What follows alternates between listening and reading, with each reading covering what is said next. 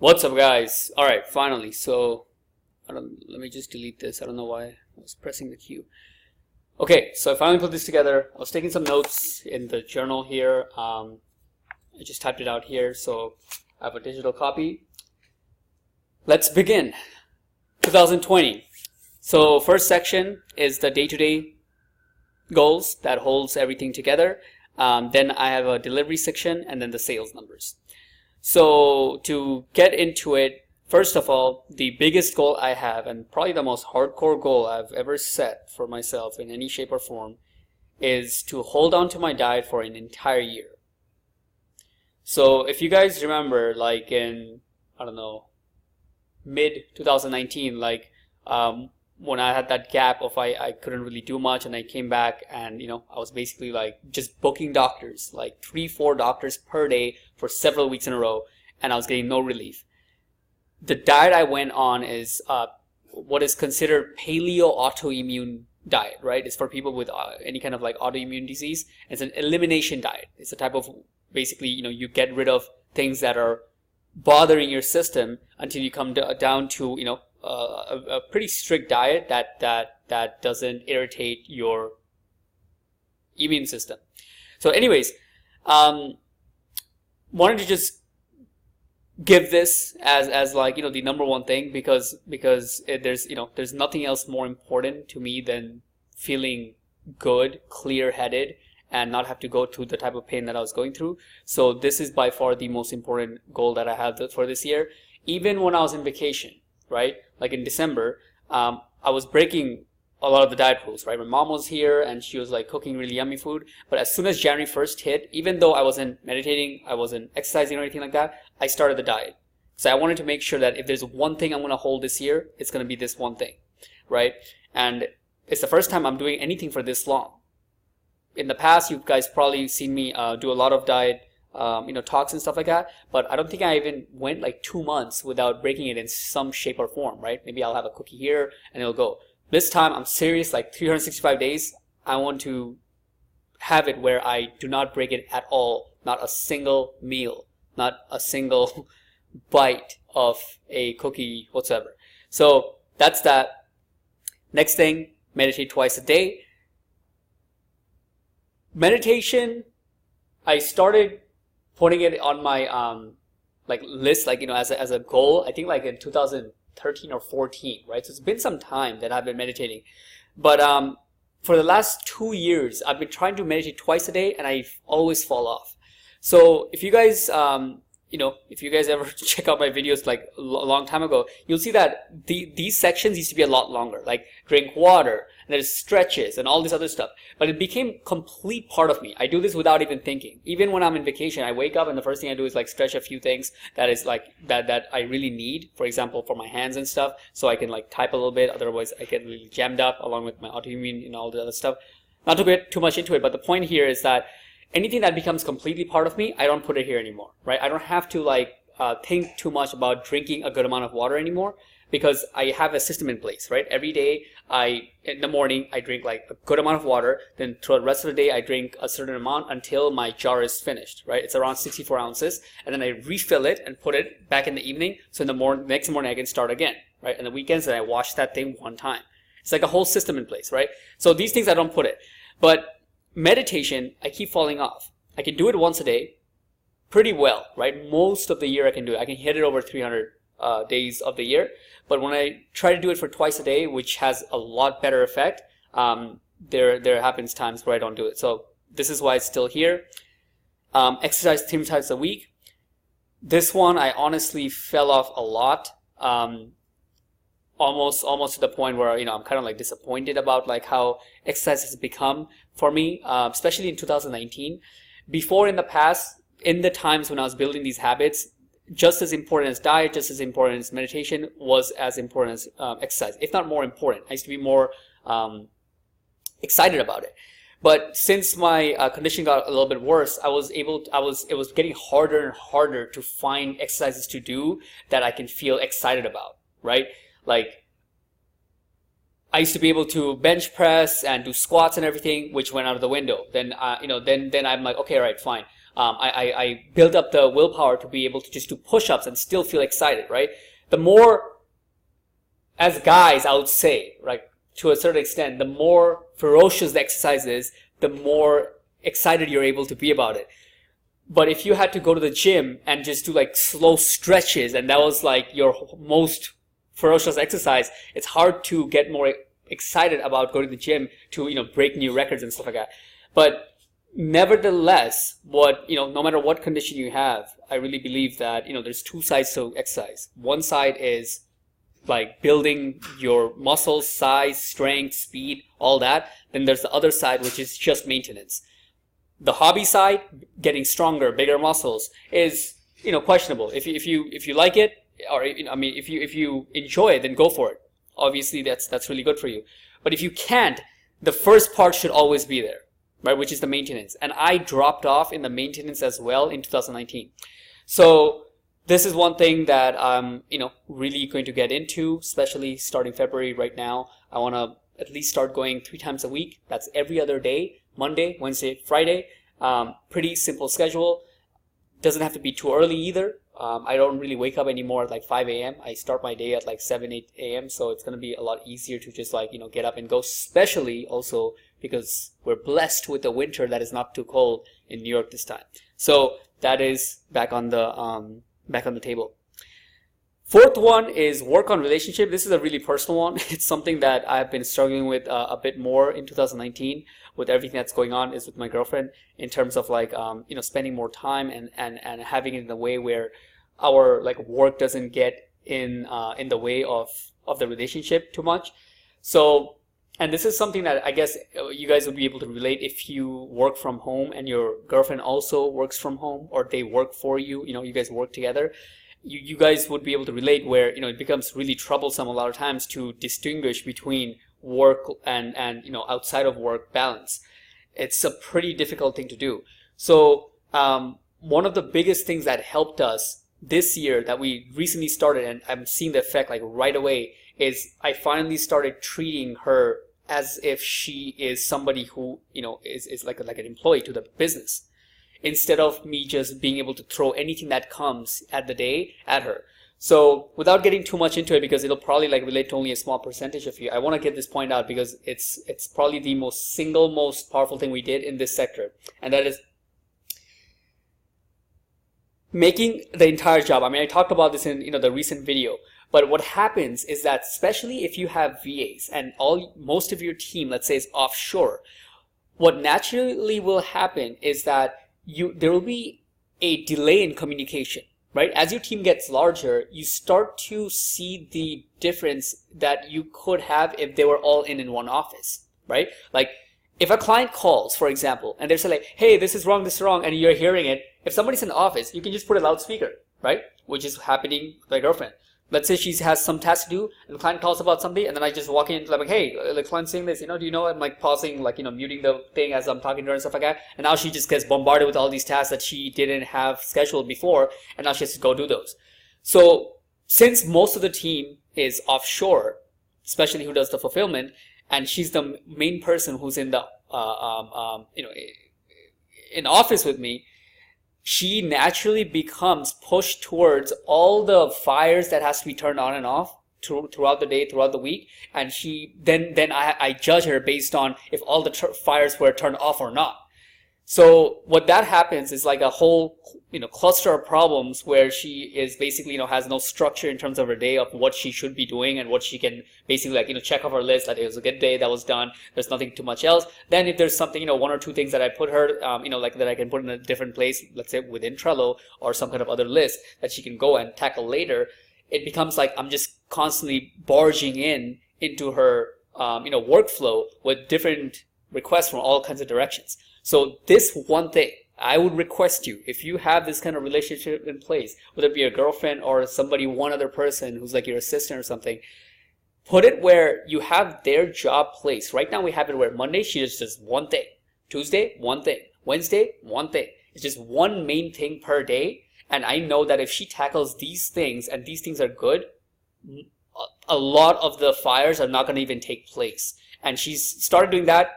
Within first week, we see an immense difference in not just the output, but also our relationship. So that's really good. And then I just put a note for 3 hours in the weekend, because it's another thing that I'm doing is that I want to actually schedule out some time that we take off, at least in the weekends. Now, for some of you, if you see like 3 hours, you might be thinking like, oh my God, man, like, that's overworking. You only get to spend 3 hours. I would challenge entrepreneurs, if you truly even spend 3 hours with your significant other per week, right? It sounds little, but how much time do you guys actually spend where the phone is turned off and you're actually just spending time, right? So like we started playing some board games and started becoming pretty fun, and actually just playing the board game, really get into it. She watches TV shows, so I actually started watching one of them with her, and this is something that's pretty new to me. I watched more TV shows in the last 2 years, but it's only like during the breaks where I just binge it. But now I made it part of the weekend where I'm gonna watch with her one episode or two, and kind of just like not think of it too hardcore anymore, right? Before I was thinking like, oh my God, if you watch TV shows, then what kind of fucking entrepreneur watches TV shows, right? It's a waste of like, but now I start to like chill the fuck out of it and be like, all right, it's okay. It's the weekend. I'm not gonna even work in the weekends that much. So like, it's fine. We can chill out. If this is what she likes to do, I'll watch it with her. As long as it's something at least decently interesting, which we have a slight list for. And yeah, so I'm not gonna get too much more into it. I already probably spent too much time on this sector, but just wanted to give you guys a little bit of insight on personal life, and this can be a huge one, so I just want to touch on a bit more. But these are the main things that's going to be happening. All right, day to day, week to week, these are the things that holds the glue together. Okay, always has since day one, far before I even started the business, and always will till forever. All right, guys, I had to take a little break. So next part, delivery. Starting off with a massive goal, and that is to automate sales. So this day has come. Up until now, for the longest time, when it came to automation, the vast majority of the energy went to the fulfillment side, right? Make processes better. This keeps breaking. Fix that. Fix this. Making sure that this is a smooth process and having a team that can deliver properly. Sales has still been, majority of it has been doing me, right? I have systems in place to make it easier, but I want to get it to a point where I have somebody who's doing most of the stuff, where clients are being attracted, being closed, and set up, being onboarded and set up to get delivered on automatically. Now, the only thing I'll say that I don't mind doing for some time especially is closing, right? If I'm having somebody who's able to attract the clients, follow up, and everything that is necessary, right, to get them to the point where they're showing up, especially if they're bigger, qualified, well-qualified clients, I don't mind closing them until that person can see me and go through and really learn how to close. And once they're really good, then they can take that over as well. And the reason behind it is because closing is the highest value for your time. There's no better time spent for your business other than actually closing, right? So if your calendar was filled up, 4 or 5 people qualified, already confirmed to sit down with you the night before, and that's your week, that's you're in a good position. So another way to look at this is, if you look at your numbers, right? Let's say, okay, to go from 50K to 100K per month, okay, double your business. How much time it takes of closing hours? If your product is 2K, you need 25 clients. Okay, if average each presentation is an hour, that's 25 hours of work. Most of us work more than that per week. So it's not the closing thing. Well, the other part is, you don't close every presentation you sit. On average, generally, you should be closing 1 out of 4, 1 out of 5 people you sit with. Even at that, 25 sales times 5, right? To sit down for all the presentations so you can close your 25 clients. That's still, what, 125 hours of work. A lot of us do this in even 2 weeks.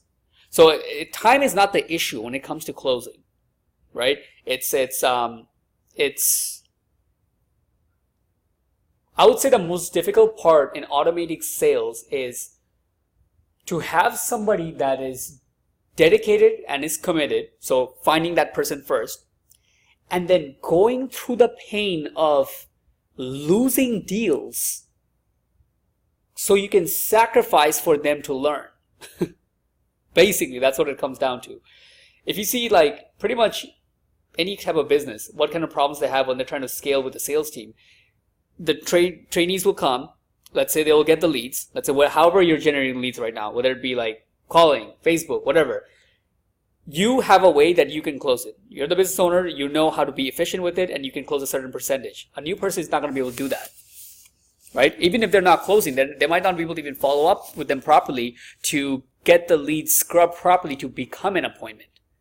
So in the beginning stages, the hurdle is that time where you have to chew glass and basically watch deals that could have been closed if it was only you, but now having to go, not close, not getting the deal, so your person can learn. I would say that's the single most difficult thing in this thing, right? Other than that, that is one of the bigger ones of from the delivery side. Second, crystal clear delivery process from client onboarding to receiving results, right? Our delivery process is okay, is good, but it's hard to like really gauge, because every time we establish a new ground, then my standards like get higher. And basically, so I'm constantly not really like fully satisfied with how we deliver, and I want it to be better and better. But anyways, the point is, a clear way to describe it would be, if it's all the team members in the whole machine know exactly what they're supposed to do, and I have clear vision across the agency, right? Not just like, oh, I have to go into a client and see what task was done, and okay, all right, this client looks good, then go away for a few days and maybe check another client because they said something, then not like that. Like overall in the agency, I can see like, okay, this month, like in total for all the clients, how many tasks are supposed to be done? Okay, how many has been assigned and somebody's currently pending and doing it? Okay, and the end of the month, how many have been done properly? Okay, was there a quality check done to make sure that at least the critical ones that move the needle was checked and done properly? If that's being done properly every month, month in, month out, without any input from me, that's one step. Okay, we're pretty close to that. But the other side of it is, can it go to a point where we can onboard clients and it starts to happen, where it doesn't have to happen for every client, but certain clients it happens where we onboard the client, then the team just fires, and then after a month or two, when I want to come check in, I see that they're getting results. This hasn't happened yet. It has never happened where basically a client comes on board and I had to not touch anything in terms of delivery, and they just went through our team's process and they were not getting calls before, and now 3, 4, 5 months down the road, like whatever it may be, now they're getting calls. That never happened. Usually I have to do some strategy work, so usually I have to take a look to make sure that if there's something unnatural, like out of the norm happening in maps or something for that particular city, for that particular client, I always have to check these things. So I need somebody who's a lot more high level to be able to take this part, and I can trust them enough so I don't even go and look, because normally I would be basically thinking about it because I didn't check yet, right? So that's where this comes in. Easier said than done. This is a pretty hard one, and this is one of the reasons why I basically hired like 4 people in 2 weeks, and to find out like how it's gonna go with that. So yeah, that's one of the goals. Increase client retention by 30%. So I went through and did client retention for the last like since we started, and I didn't really do this properly, to be honest, because clients who are present and still staying, I just counted as if like the amount of months they have been with us, I counted that is the last month, even though they're still going to stay more months. But basically, overall, what the number I came out with is 7.5 months. That is currently our retention, right? Whether generally across the board, for all the clients we get, on average, some have been with us for close to 2 years. Some have left within like the first 1 or 2 months, usually because of really weird reasons, which I'm gonna get into. But in average, this is the number that we're looking at, right? I have no idea if this is good or bad, honestly. I haven't talked to anybody about client retention and stuff like that a lot. I know bigger agencies, they like to stay, like they usually stay around 6 months, but these are the big agencies that gets so much sales they don't even know what to do with, and they don't even give a shit about delivery. So I'm not happy with being close to where they are. I would like to increase this by 30%, and I have some ideas to really get into retention this year. It's one thing that we really didn't ever put too much attention in terms of digging in, like I do in sales, digging in like I do in the delivery side, in terms of finding out why clients fall off, what is like psychologically best ways, like reading some books about it, going to some getting some consultants on it, like talking to some agency owners who has a lot more clients than me. Hey, what are the things that you guys placed in that makes a huge difference, right? What is the 80-20 here? All this kind of stuff. I want to dig in deep in client retention, understand like when it comes to not just SEO but subscription based businesses, what overall statistics do we have that play a role in keeping clients as long as possible? And I'll get into this and I start implementing some of the 80-20 things and get this up by 30% by the end of the year, right? Which is going to take our average client to more towards 10-12 months. And I would be really happy with that. Successfully introduce a second core product. I've just talked about this in the last video. New products excite me, right?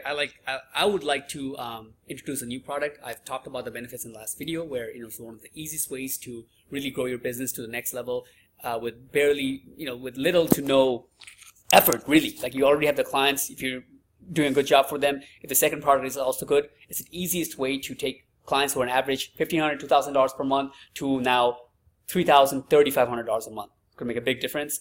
And I'm looking at Facebook and a few other things, but a core product in my definition is a product that in of itself, like by itself, can deliver enough results to be valued at around $1,500, $1,000 to $1,500 to your target market, right? Like SEO.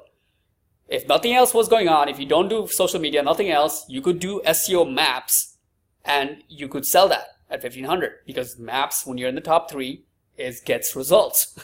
So another thing like that is what I would like to introduce and bring it to the current client base. If I don't get Facebook to work, I might have to go like just deep into our into the niche, right? So for roofer, it might be like putting together a product of automating their sales. I see across the board one of the biggest problems my clients have is not being able to hire salespeople, right? Like, tell me about it right there. So if I was to have a way where we have a certain amount of outreach we do and it's automated for them, and they do a subscription based where as they're growing their business, for different roles they're gonna need, first for salespeople, then for project managers, then for different types. And if you can put that together and it actually helps them, that might be something that we would like to put together. Again, probably not gonna be easy, but core products never are. I would like to go in that kind of direction if Facebook ads don't work, and have something in place by the end of the year. And the last note I'll put, based on what I said in the last video with this, is that the other product that I was talking about with the review, even though it's great, it's not a core product, right? It's a downsell. It's like you already have your funnel, you're getting clients in, the people who can't afford the product, or let's say not a good fit, you downsell them. It's okay. It's definitely probably a good move to make, but it's way more exciting to have a product and then the people who are already working with you and getting good results, upsell them into something that gets even more results, right? And delivers more value. That's way more exciting. So just wanted to make that clarification. All right. Fifth one is work consistently. So this is like, more of a really personal goal, guys. Like I talked about this several times, is if you look at like how I've been working, this is one of the things that I'm turning into more of a hypocrite than ever before. And basically, as much as I say work hard and all this shit, which I probably did most of it in 2018 in my first year. After that, I really fell off, right? Like, let's be honest. Last year, started really getting into the business in March. took a break like almost 3 months. This year, well, I went for a vacation, but it was for good purposes. I actually took my whole family out, so that's completely worth it. I wasn't just sitting out and binge watching Game of Thrones. But the point is, in 2019, I sold for 2 months properly. In March, we had a spike, and then very end, in November, we had a spike. That's like, there's not many businesses where you can do this, where you can just like sell properly for 1 or 2 months of the year and still get by. We are only like really able to do this. Like I was able to get away with it because we have a subscription-based a business, right? Clients pay us every month. If that wasn't the case, in another type of form, this would not fly, right? So what I want to do is, I don't want to go into any of these like, okay, we're gonna fucking like, you know, work like 100-hour weeks and like crush it and all this shit, and then like there's like a couple months of me not doing shit and I get lazy and, you know, some problem happens in the systems and I'm just like kind of a little like turned off by it, and then I'm like not really selling properly, and I'm just like, you know, like kind of doing some half-ass bitch work for a couple months, and I'm like, all right, you know, it's time to get some more sales, and I get into it and I get really hyped, and it's just like roller coaster, right? I don't want to be like, I want to just work consistently. How much is consistent? I would say like a normal full-time job, like about 35-40 hours a week. Every day, have one quadrant of deep work, like let's say 4 hours. Now, I'm not waking up at 4:35 a.m. anymore, so like let's say I start the day at 7-8 a.m.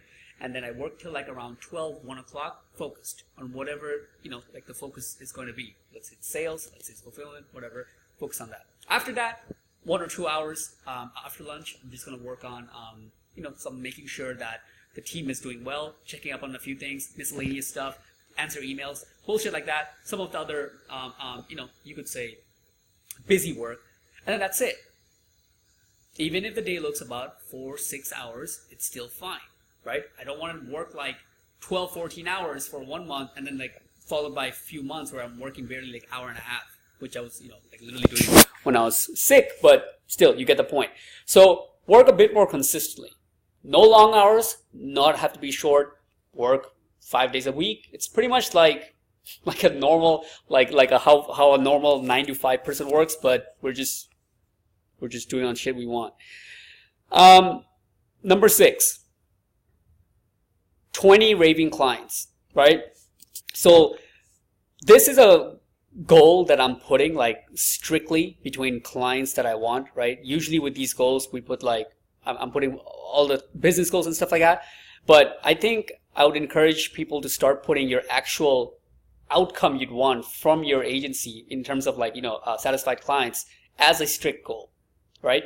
Raving clients, in my definition, is people who, like, these are signs. They give you a phenomenal review without you asking for it. In terms of like quantity wise, I work with roofers. It's about 50 leads and over. We don't have many clients that get like over 50 direct phone calls every single month, just from their SEO, right?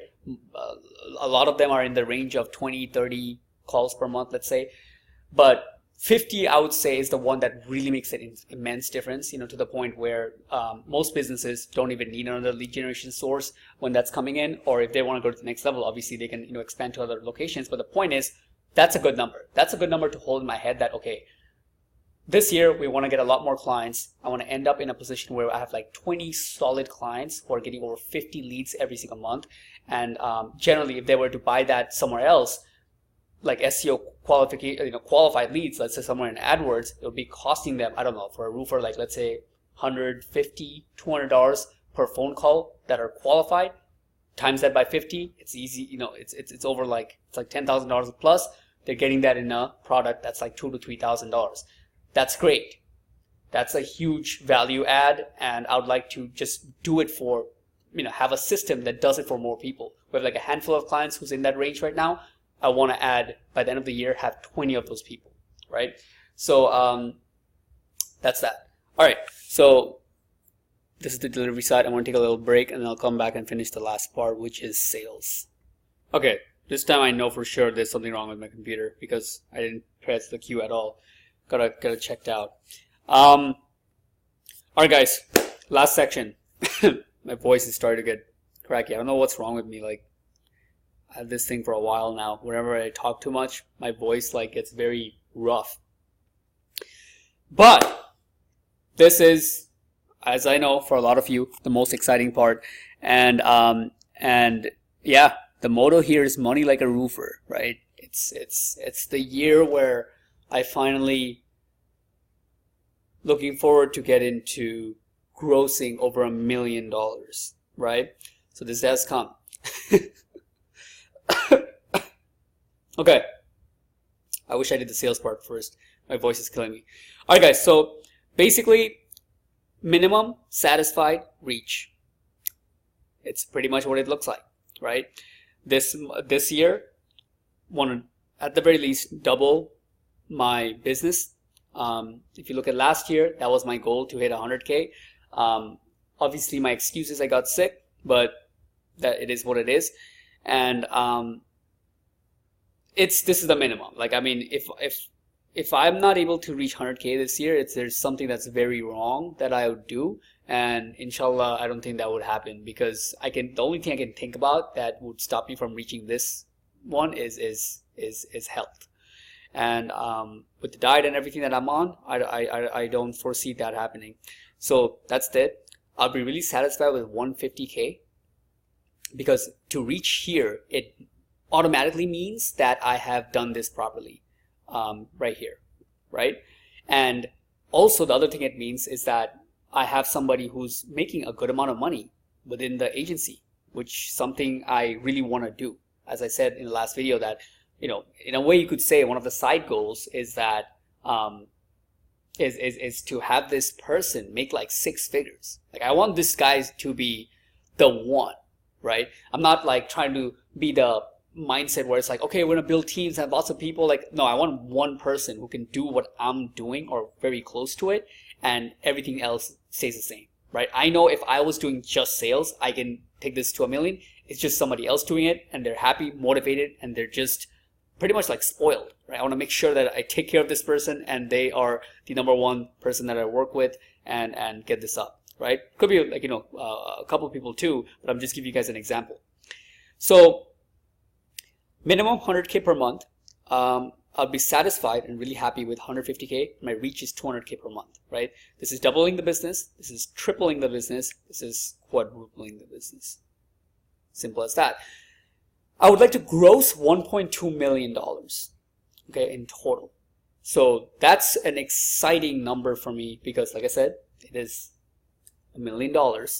So for anybody who has hit this for the first time, I'm sure this is the most talked about number after the 6-figure number, right? So now to give you guys an example of what this looks like, what has to happen to hit a $1.2 million, and why I chose this is right here. So let me see if I can make this a little bigger. Okay, so so right now around 50K. Let's say if I was to move, what's going on? Move through. In the end of the year, we'd be at, oh man, I just ruined it. I'm just gonna type it in. Fuck. 600K. Okay, let me not move the thing. Right? So that's 50K per month. So if I was to just maintain, that's what would happen. So to double, which is the minimum goal, is to hit it would be to gross 1.2 million. Now, grossing 1.2 million is harder than doubling to 100K a month, because you could go slow around 50K, and then, like, let's say towards the end of the year, you can raise your volume. And if you guys think that doesn't happen a lot, then just watch the last 2 years, because it's exactly what happened to me. Trying to avoid that. So the point would be to be consistent. And let's say if I was to I have a coach, he tells me like gaining 10% in increased business per month is really good. So that would look like this. So from 50K, so in February, get 5K more, increase by 5K more, increase by 5K more, Probably not going to happen that smoothly, obviously, but generally, if that's the trajectory to go up, this is where you'd be by the end of the year. So even if you're raising by 5K per month, you're not going to gross even 1 million, right, from 50K. So it's, once you lay out the numbers, you kind of see like how hard, it is a little bit hard to hit it. And the last one is 10K per month, right, which is like 5 to 8 clients, I would say, per month. Generally, you should be shooting for like 2 clients a week, right? And this is more volume than I have ever aimed for, right? When everything was going well before, I mean, there's been periods of time where I got a bunch of clients in a short amount of time, but other than that, mostly it's like a client a week, you could say, right? Now it's double that. So again, I need help. I need somebody else in place to all right, guys, before I go to fix my computer, all right, this started happening again. Every time I change screens to try to come back. Anyways, let me try this again. All right, so this is where I was. Yeah, when I do comment, you see, it's happening again. What the hell is going on? All right, so that's that. There's the shots fired for income goals and gross income. Then I have one for savings. So this goal I did hit in 2019, so that was good, and that's to save $10,000 per month. And this year is just to add one more layer, right? Another 10K per month. That's it. Now, if you look at my goals here, you might be wondering like, okay, why would that be hard? Like, you're trying to hit like 200K, 150K per month. Why can't you like keep 20? One is it's harder than you think after all expenses, the money that's left over. And the second thing would be it's harder than you think what money stays after all expenses. I mean, I don't know how else to put it. It's pretty hard, right? After all expenses, employees and everything, where we just passed 10 people in the team, right? So it's not just me here, guys. It's 10 people who have to, like, who's full-time, whose families are, dependent on everything that goes on in this thing. So they have to get paid. And there's all the expenses from the business and stuff like that, right? So after everything's been and done, I don't try to keep too much for myself, right? I said in the last video that dropping all those kind of like stuff also to try to get too much into profit margins. It has bugged me for some time, and I used to like take it more seriously before. Nowadays, honestly, I don't even look at my finances. We have a good system in place to make sure that we're not making any mistakes or nothing weird is happening. So we're like, like basically we know what's going on in the business. But my girlfriend takes care of the whole thing. I don't even go in the bank to check, because it's not to show, okay, I don't know how this sounds, but it's not to sound like, oh, I know I have so, like, I have enough or something. It's basically, I know I don't waste money. Like, I know I don't buy anything stupid generally, right? Like, whatever I buy is within reason. Like, generally, like, anything I buy is like, I mean, I don't even know, it's like food and stuff. Like, I don't really spend that much money. And anything we have to spend on is like on the business and on, paying the employees and stuff like that, right? So that's that. Like, there's no reason for me to, get too worked up anymore about those kind of things. And all that being said is basically came down to at least some kind of solid thing that I know is happening every month. In 2019, one of the main ways we accomplished this was just basically like, I actually just let her know, like, hey, whatever happens, just make sure we're staying above 10K in the end of all expenses. Basically the business bank account is growing by 10K, right, at the end of everything. And that was it. My girlfriend did like 4 trips in 2019. And then we also went to Bali, right? And then we also did like with the whole family trip in Texas in December.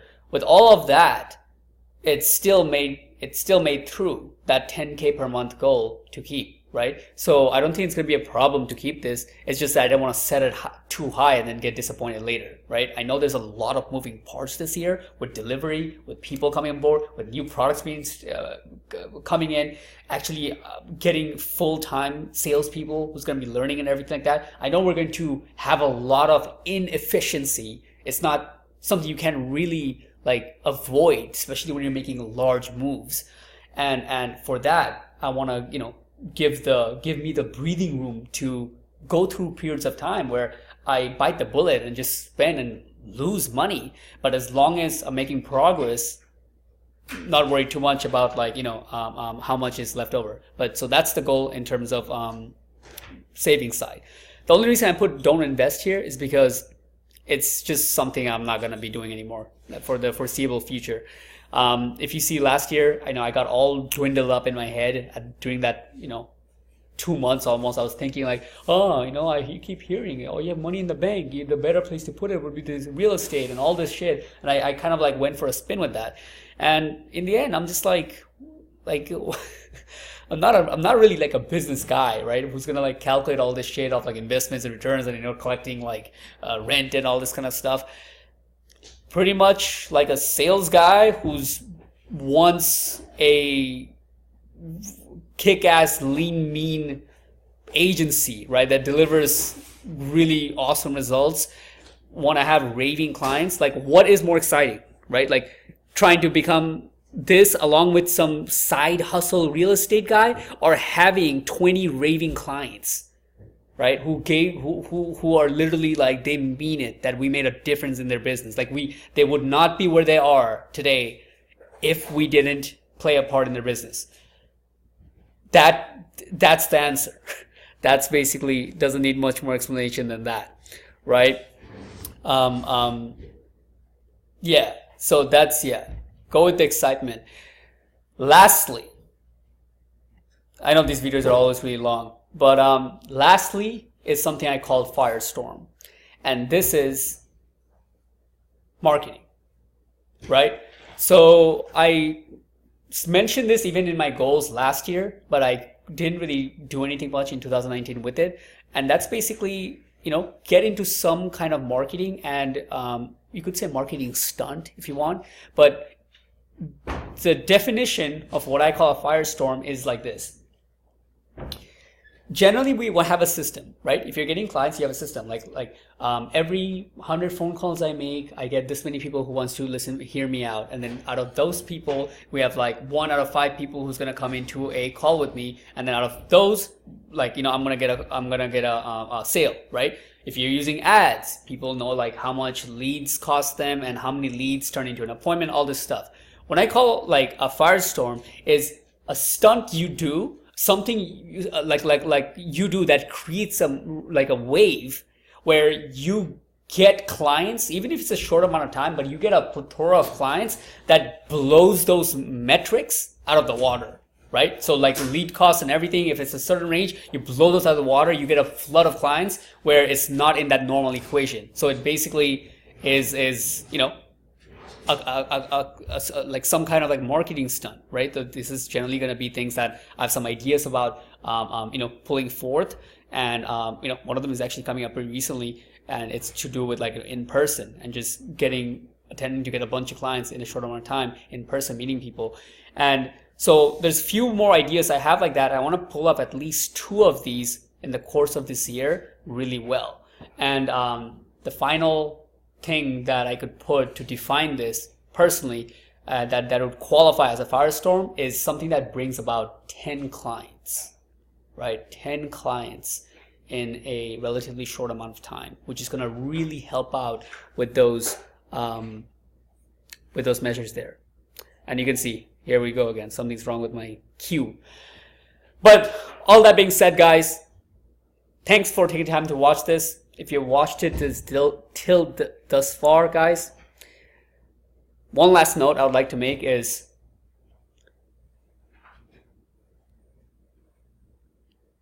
a lot of times when you go through this whole thing, well, there's 2 notes. Number 1 is the all-time most truth is all the stuff is great, but remember this. This is the most important.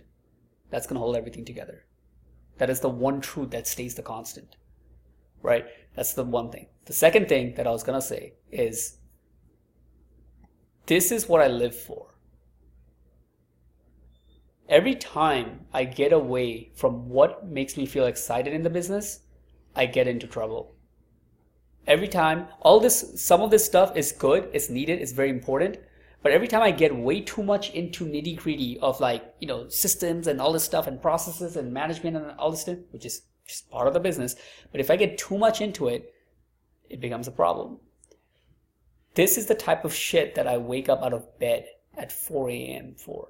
Well, I don't wake up at the moment at that time, but when I do, this is the type of stuff that gets me up, right? Some kind of idea, something new. All this funnels and shit, I used to not understand it much before. I've looked into it much more now, more recently, funnels and ad costs and all this stuff, and getting into it. And honestly, as I get more into it, it still fails to excite me the same way raw sales do, right? The numbers, even calling, getting people, just getting to the person and talking to them straight. Even it's in person. There's just something about direct sales that has always excited me.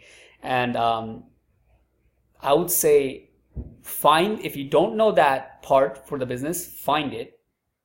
And once you find it, plaster it on your wall so you don't forget. Then when life does hit and things take you out of your course and pulls you into things like this, which it will,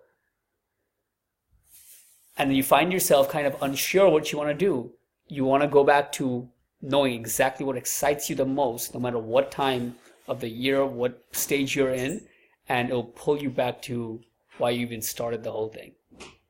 That's the last message. All right. So that's it. Comments are appreciated. Other than that, I would love for you guys just to put some of your goals for 2020 below. And let's get this shit. Peace.